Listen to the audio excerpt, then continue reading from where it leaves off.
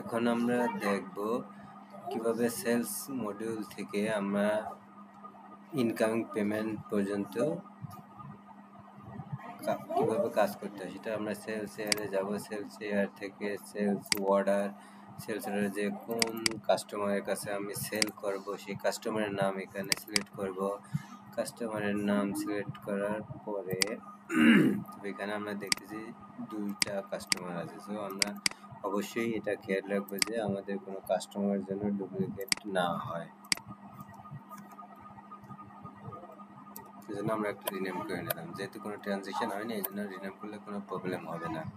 So আমরা প্রথমে কি ফাইজার কাছে আমরা আইটেমটা সেল করবো। এরপর যদি আমরা মাল্টিপল আইটেম সিলেক্ট করে তাহলে কন্ট্রোল প্রেস করে মাল্টিপল আইটেম এভাবে সিলেক্ট করতে পারি।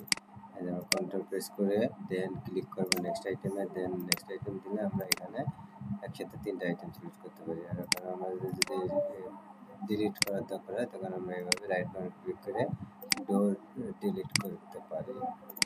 ওকে, তো আমরা একটা A4 টেক রিসার্চার মাউস আমরা সেল করবো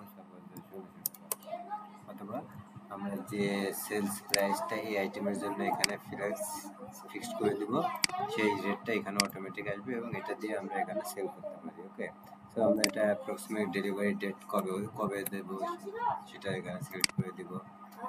অ্যাড আমাদের একটা সেলস অর্ডার জেনারেট হলো। এখন এই সেলস অর্ডার থেকে আমাদের কাস্টমারের কাছে এই প্রোডাক্টটা ডেলিভারি দিতে হবে। এই জন্য কি যে সেলস অর্ডারটা ডেলিভারি দিব প্রথমে সেই সেলস অর্ডারটা ওপেন করব। ওপেন করার পরে কপি টু দিয়ে ডেলিভারিতে যাব। ডেলিভারিতে যে আমরা ডেলিভারিতে কোনো কাজ নেই। ডেলিভারিতে হচ্ছে কি যদি কোনো স্পেসিফিকেশান দেওয়ার প্রয়োজন হয় তখন সেই স্পেসিফিকেশান এবং এই নোটটা দিয়ে দিব এবং এটার অ্যাকাউন্টিংয়ে যে পেমেন্ট টার্মসটা যে ক্যাশ বেসিক এটা থাকবে, অথবা অর্ডার দেওয়ার সময়ই আমরা এখানে পেমেন্ট টার্মসটা দিয়ে দেবো। এলসি না টিটি না আরটিজিএস ইত্যাদি পেমেন্ট অপশানটা দেওয়া যাবে। দিলে সাপোজ আমরা এটাকে একটা এলসি বা আরটিজিএসে পেমেন্ট দেবো, এখানে আমি যে আরটিজিএস ক্রিয়েট করবো, আরটিজিএস ক্রিয়েট করলাম, এভাবে আরটিজিএস হয়ে গেলে আমরা অর্ডারে আরটিজিএস দিয়ে দিলাম। সো তখন আমরা এই কাস্টমারের কাছ থেকে আরটিজিএস এর মাধ্যমে আমরা এই প্রোডাক্টের এই ভ্যালুটাকে আমরা রিসিভ করবো। ওকে, সো নাও দেখি আমরা কীভাবে ডেলিভারি দেওয়া যায়। ডেলিভারি দিতে গেলে যে সেলস অর্ডারটা ওপেন করে সেলস অর্ডার থেকে কপি টু ডেলিভারি দেব। দেন কত কোয়ান্টিটি আমরা যদি একটার জন্য আমরা অর্ডার দিয়েছি এক পিসের জন্য আমরা এটাকে ডেলিভারি চালান ক্রিয়েট করব। কি করলাম, কপি টু ডেলিভারিতে এসে কপি টু ডেলিভারিতে যে ডাইরেক্ট অ্যাড কি বলে item cost not found for one or more item, that means এটা আইটেম কস্ট। আমরা এখন আইটেম কস্টটা বসিয়ে ইনভেন্টরিতে যাব। ইনভেন্টরি ট্রানজ্যাকশন, ইনভেন্টরি ভ্যালুয়েশন দিয়ে আমরা এখানে আইটেম কস্টটা দিয়ে আসলাম কত 1500 বা 1600 টাকা। আইটেম কস্ট মানে আমাদের কিনা রেট কত, সাপোজ 750 টাকা, এটা আছে আমাদের আইটেম কস্ট। ওকে, দিলাম, দিয়ে দেওয়ার পরে এটা হচ্ছে কি অ্যাড দেব,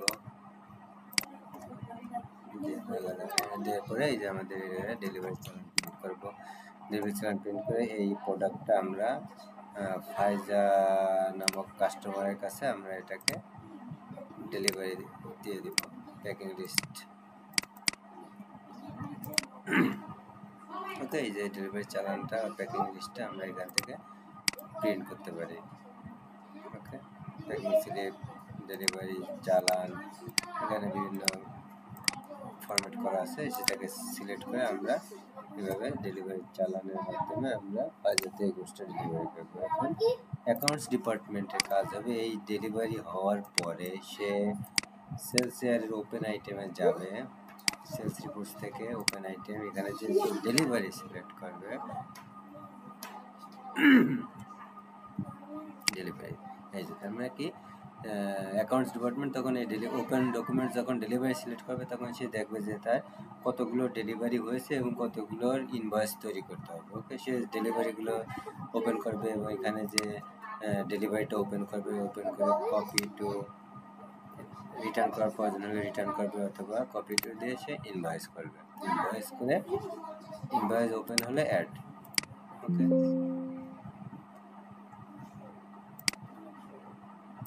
কারণ এখানে আমাদের অল কারেন্সিটা দিয়ে দিই, তাহলে আমাদের এখানে ভিজিট হবে। দিয়ে ওকে,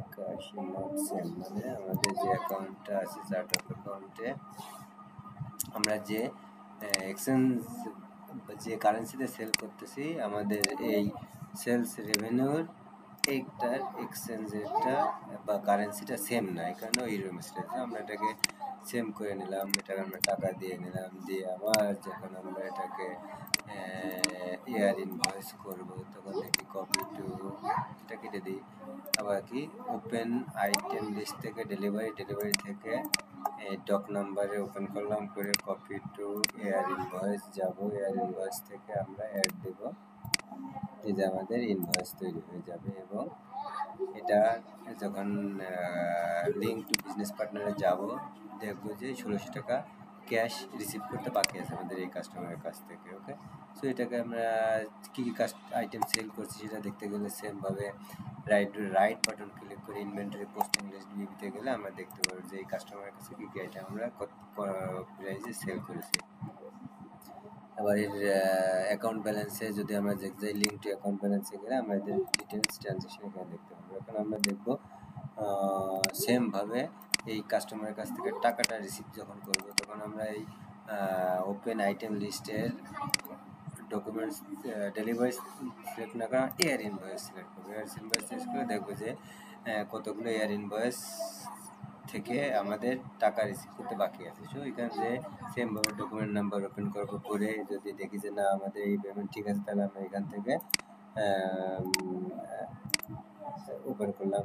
সো টাকাটা রিসিভ করতে আমাদের ব্যাংকিংয়ে যেতে হবে।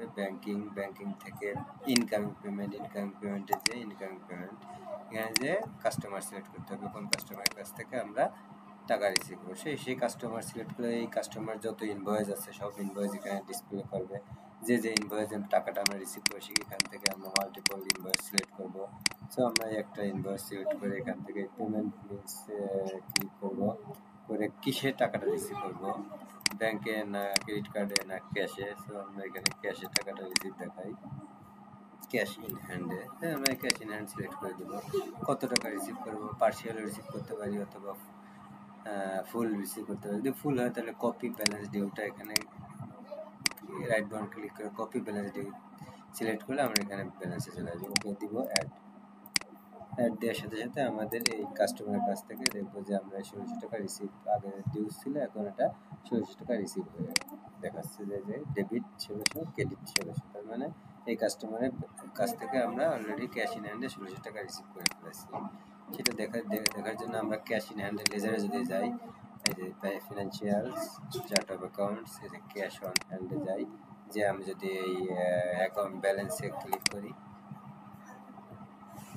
সিম্পল